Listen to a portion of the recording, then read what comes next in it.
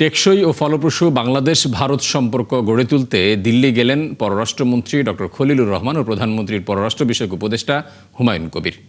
দুপুরে এক ফ্লাইটে এই শুভেচ্ছা সফরে যান তারা। মঙ্গলবার পররাষ্ট্র মন্ত্রণালয়ের মুখপাত্র জানান, এই সফরে পারস্পরিক শ্রদ্ধা, আস্থা ও স্বার্থের ভিত্তিতে দ্বিপাক্ষিক সম্পর্কের স্থিতিশীলতা ও ধারাবাহিক উন্নয়নের উপর গুরুত্ব দেওয়া হবে।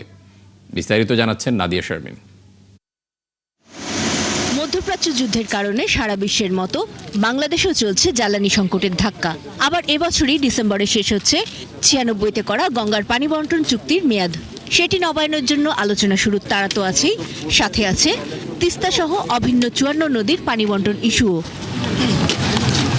আবার সীমান্ত হত্যা, শরীফ ওসমান হাদির হত্যার আসামি ফয়সাল সহ পলাতকদের ফেরানো, ভারতের ভিসা জটিলতার সমাধান সহ নানা আলোচিত ইস্যুও ঝুলে আছে।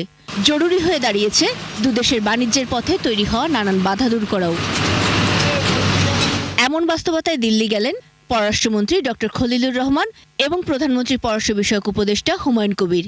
এ নিয়ে দুপুরে ব্রিফিং করে পররাষ্ট্র মন্ত্রণালয়।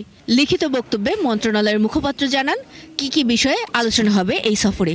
সেখানে ভারতের পররাষ্ট্রমন্ত্রী, জাতীয় নিরাপত্তা উপদেষ্টা ও পেট্রোলিয়াম মন্ত্রীর সঙ্গে লিলি আল্ট্রাসফট সিরাম জেল, যা গভীর থেকে স্কিনে দেয় 3 গুণ সিরাম হাইড্রেশন। সিরাম জেল হাইড্রেশনে ব্রাইট থাকো সব সিজনে। তার সৌজন্য বৈঠকে অংশগ্রহণ করার কথা হয়েছে। এসব বৈঠকে পারস্পরিক শ্রদ্ধা, আস্থা ও স্বার্থের ভিত্তিতে দ্বিপাক্ষিক সম্পর্কের স্থিতিশীলতা ও ধারাবাহিক উন্নয়নের উপর গুরুত্ব আরোপ করা হবে। অন্তর্বর্তী সরকারের সময় দুই দেশের সম্পর্ক ঠেকে তলানিতে। বন্ধ আছে ভারতের ভিসা ইস্যু করাও। নবনির্বাচিত সরকারের সময় বাংলাদেশের প্রথম কোনো মন্ত্রীর সফর এটি।